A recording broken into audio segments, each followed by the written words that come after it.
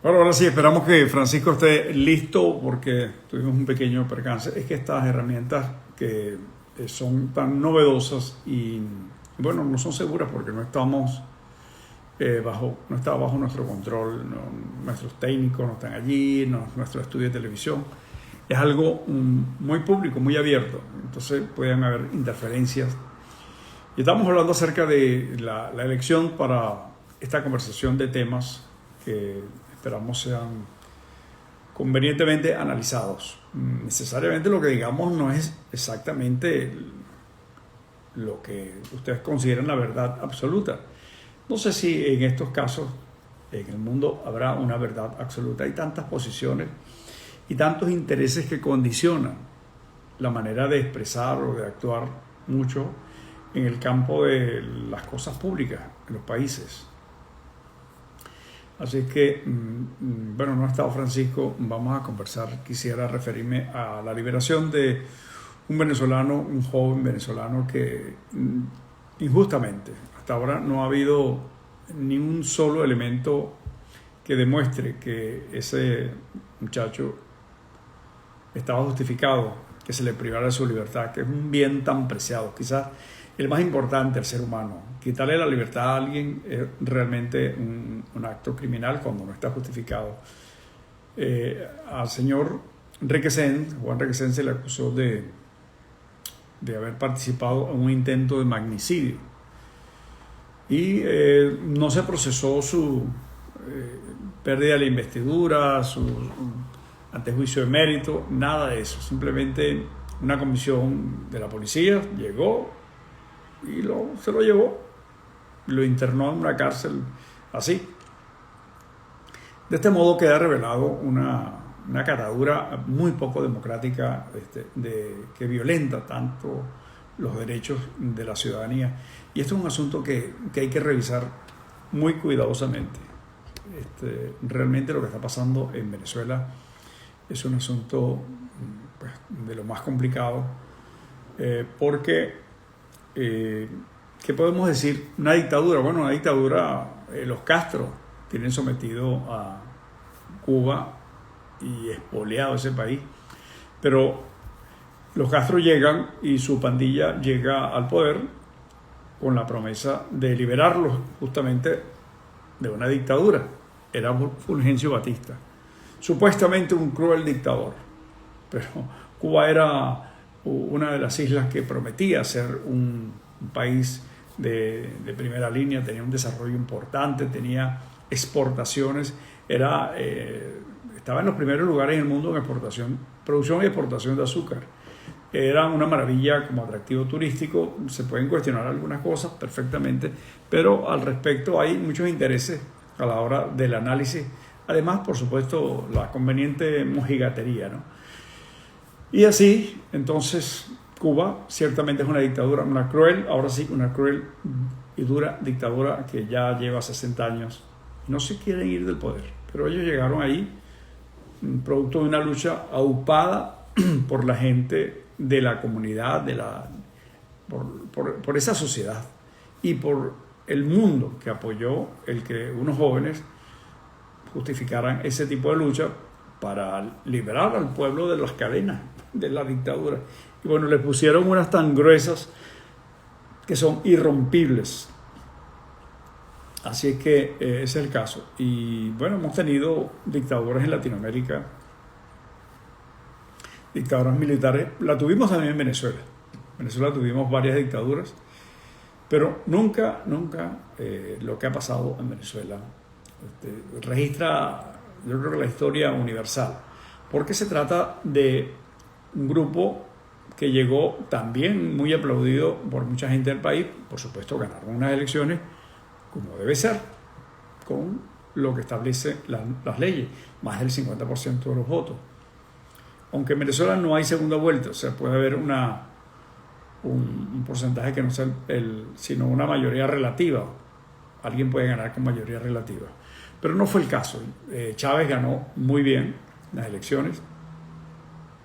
Sacaron a Pérez, quien había iniciado un gobierno que hoy, visto por el retrovisor, muchos técnicos desprovistos de parcialidades se lo califican como un proceso que era extraordinario para el desarrollo de ese país que lo tenía todo. Pero bueno, quedó truncado y llegó entonces Chávez, y Chávez fue transformando muchas cosas, encontró un país muy complicado y entonces esa confusión y esa devastación de unas estructuras muy debilitadas se aprovecharon para entonces crear un nuevo entramado político jurídico, una nueva constitución, se llamó la Constituyente. Y entonces surgieron pues una especie de nuevas normas como un traje según la medida o como lo veía Chávez entonces. Pero eso no fue suficiente. La propia Constitución creada por Chávez, fundamentalmente por Chávez, pues no satisfacía. Había mucha más ansias de poder y se quería ir más allá, y entonces se cambiaron cosas en el funcionamiento de una institución muy importante como son las Fuerzas Armadas. Se produjo aquella cosa de las milicias, que no está en la ley, pero bueno, unos cuantos fueron suficientemente obsecuentes, alcahuetearon todo esto, y ahí están, y quizás es uno de los daños más graves que se comenzó haciéndole a las Fuerzas Armadas venezolanas. Y así surgieron tantas cosas, el Poder Ejecutivo le puso plenamente de la mano al Banco Central de Venezuela, perdió su autonomía total, y entonces comenzó la emisión de dinero a manos llenas. Un país inició un proceso de ingresos cuantiosísimos. El petróleo subió de precio. Eso no tuvo que ver con Chávez ni el chavismo, una coyuntura del mundo que produjo esas condiciones. El desarrollo explosivo de la India, de China, exigió muchos recursos energéticos y entonces los precios, mayor demanda, los precios subieron. Y algo muy inesperado, más de $100 el barril. Eso significó una abundancia de locura. Y yo creo que decir de locura es un término muy apropiado, porque pareciera que los gobernantes del momento, en este caso podemos decir Chávez, se volvió como loco y empezó a ser devorado por el ego, y los aprovechadores de esos pequeños países del Caribe descubrieron que había una persona con debilidades para ser elogiado y que ellos recibieran los beneficios. Ocurrió con otros países con gente más avesada, más experimentada en las cosas políticas, como los sandinistas, que venían de unos procesos donde fueron guerrilleros, donde fueron gobiernos, lo perdieron, y donde regresaron para decir, y de aquí no nos vamos más, eso de la democracia es para que nosotros lleguemos al poder, pero luego nos olvidamos de la democracia. Ese es más o menos el juego, y así funciona. Y no ha sido posible, porque entonces comienzan los intereses, y esos pequeños países, esos pequeños países no les importaba lo que pasaba en Venezuela con su comunidad. El tema es que votar, por ejemplo, en la ONU o en la OEA era un sacrificio por el cual recibían recursos importantes. Recibieron carreteras, hospitales y dinero en efectivo que seguramente disfrutaron los jerarcas de esos pequeños países. Estaban contentísimos. Todo se creó Petrocaribe para tener como una fachada legal para hacer llegar esos recursos, pero Chávez pasaba fácilmente sobre eso. Yo recuerdo una transmisión donde estaba hablando con este señor de Nicaragua, Ortega, y le preguntó a alguien: ¿cuánto nos debe Nicaragua? Bueno, nos deben ahora $600 millones por unas plantas eléctricas que habían financiado. Bueno, Ortega no nos debe nada, Venezuela le dona eso a Nicaragua. Y así la historia se repitió. Cuba recibió, fíjense, Venezuela participa en Cuba en una reconstrucción de una refinería que a todas luces dicen los técnicos que eso no sirve ni para chatarra.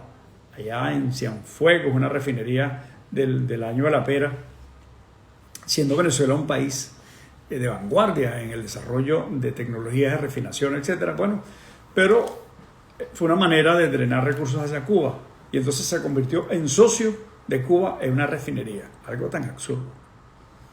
Bueno, no era el tener participación en refinerías en el mundo no era mala idea. Eso funcionó en el esquema de la internacionalización de PDVSA, es decir, que Venezuela tenía la materia prima y estuvimos vendiendo petróleo mucho tiempo. La idea era entonces derivados, vender en lugar de petróleo pues todo lo que se procesara en el proceso petroquímico, las refinerías, para obtener todo lo que sale del petróleo, lubricantes, gasolina, etc.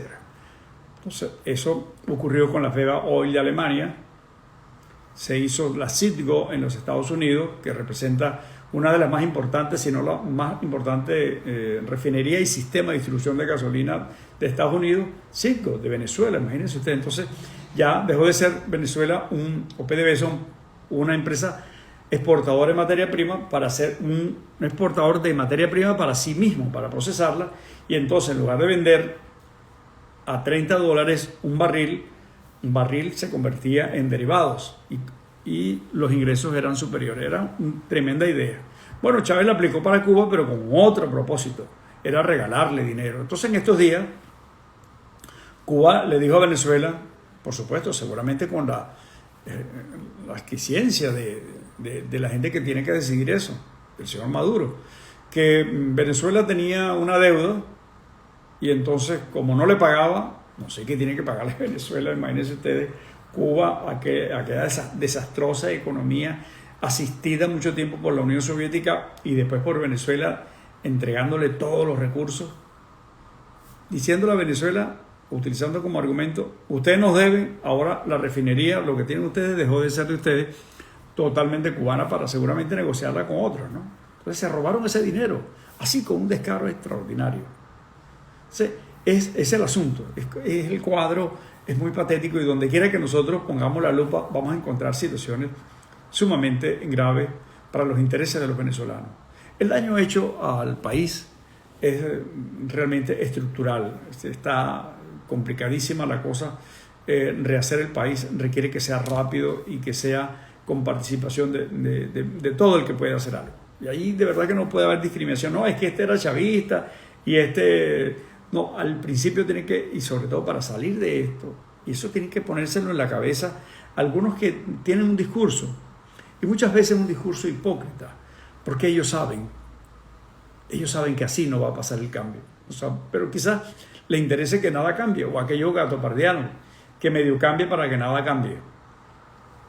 Entonces, seguirle diciendo a la gente que no, es que por ahí están unos barcos esperando solamente que un tipo allí diga, o que nos pongamos de acuerdo y le digan, mire, véngase, y llegaron un poco de soldados a resolver el problema de los venezolanos. Eso está desmentido por todos aquellos que son los poseedores de esa decisión. Los europeos, los de Estados Unidos, los del Grupo de Lima. Entonces, ¿con quién están hablando? ¿Hasta cuándo le van a mentir a la gente? Hay que buscar una solución, porque se está profundizando el daño a Venezuela. ¡A Venezuela! Y eso es un asunto que debe tocarle el alma a los que están ahí en el gobierno actualmente, a los militares, a los civiles, a los partidos, a los independientes, a quien sea, al que tiene alguna empresa, al académico, a todo el mundo. Nadie puede ser ajeno a todo esto, porque si puede, en algunos casos, si esa aberración se mete en alguna mente, es que ya yo estoy viejo y ya eso no me importa. Ay, los hijos, los nietos. Bueno, supongo que tendrán familia. O habrán casos extremos de esas cosas donde ya cabe un análisis psiquiátrico. Pero una persona con sentido racional sabe que el mejor país para los venezolanos es Venezuela. No hay otro.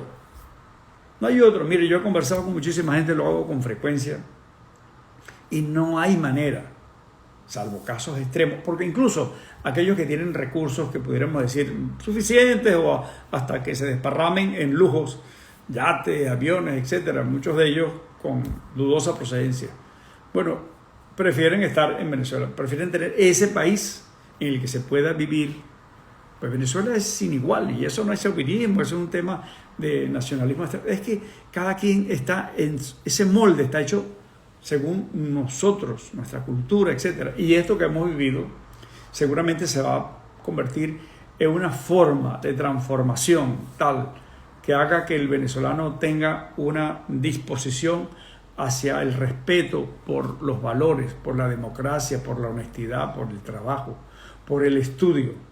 Es que tiene que ser así. Esto que nos ha pasado, que ha dejado huellas profundas en la piel de la sociedad venezolana y que algunos, muchos incluso, ya no estarán, pero quedan todos esos sacrificios hechos por algunos, quedan todo esto que está sucediendo. Y ustedes saben que en el caso nuestro en el Zulia, hasta ayer ya se contabilizaban 30 médicos fallecidos.